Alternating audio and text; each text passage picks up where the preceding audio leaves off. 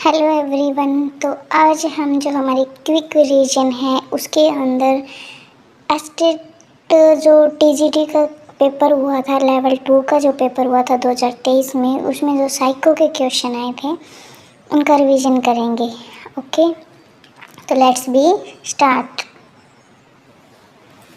First question है कि किस मनोवैज्ञानिक के अनुसार बच्चों के संज्ञानात्मक विकास में सामाजिक एवं सांस्कृतिक कारकों की भूमिका महत्वपूर्ण होती है। यानी किस वैज्ञानिक ने ये बात कही कि बच्चों का जो संज्ञानात्मक विकास है वो क्या है कि सामाजिक एवं सांस्कृतिक कारकों की भूमिका महत्वपूर्ण होती है उसके अंदर। तो ये बायोगस्की ने कहा था। ठीक है, फिर है दृष्टिबाधित विद्यार्थियों के लिए कौन सी शिक्षण सहायक सामग्री उपयोगी नहीं है? कौन सी नहीं है? Film strips.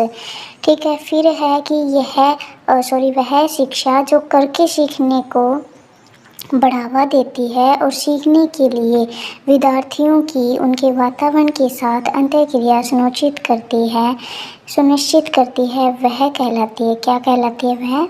तो जो करके सीखना कौन सी है? प्रगतिशील शिक्षा। नेक्स्ट है समावेशी शिक्षा से तात्पर्य है समावेशी शिक्षा, समावेशी सभी का जो समावेश होता है जिसमें, तो यह क्या है कि सभी बच्चों के लिए शिक्षा। ठीक है, फिर है सामाजिक अध्ययन अधिगम के संदर्भ में कौन सी शिक्षण अधिगम रणनीति विद्यार्थियों के लिए सर्वाधिक उपयोगी है? तो कौन सी रणनीति है जो विद्यार्थियों के लिए उपयोगी है? वो है क्षेत्र भ्रमण। ठीक है, नेक्स्ट है निम्नलिखित में से कौन सा वस्तुनिष्ठ प्रकार का प्रश्न नहीं है? कौन सा नहीं होता वस्तुनिष्ठ ऑब्जेक्टिव? कौन सा नहीं होता? तो ये है जो विश्लेषणात्मक प्रश्न होते हैं वो नहीं होते। ठीक है, फिर है कि धीमी गति के अधिगमकर्ता के लिए कौन सा शैक्षिक हस्तक्षेप उपयुक्त नहीं है? इसने क्या कहा है कि जो धीमी गति के जो लर्नर होते हैं उनके लिए कौन सा शैक्षिक हस्तक्षेप उपयुक्त नहीं है? कौन सा उपयुक्त नहीं है? तो वो होता है त्वरण उपयुक्त नहीं होता उनके लिए।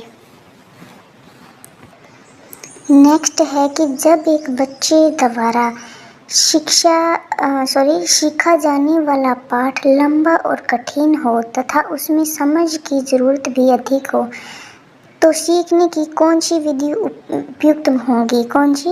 विराम वाली।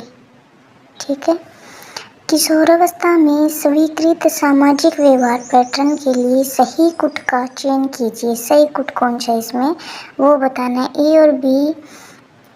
ए में क्या है? नेतृत्व कुशलता।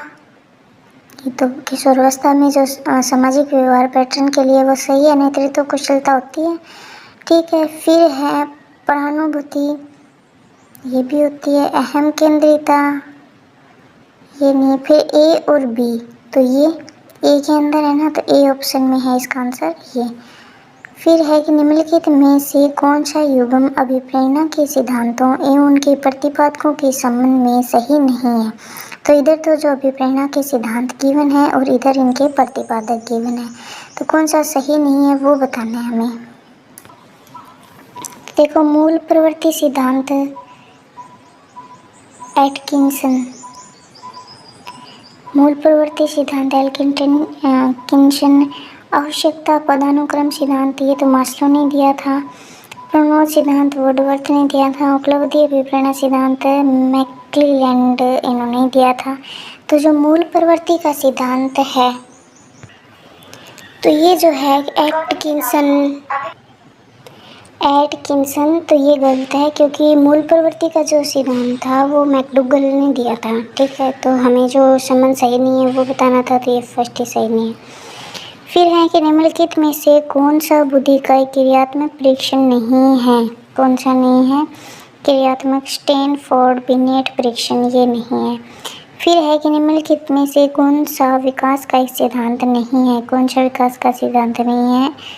तो जो रेखीय पद वाला है ये नहीं है। ठीक है, विकास रेखीय पद का अनुसरण करता है, ये विकास का सिद्धांत नहीं है।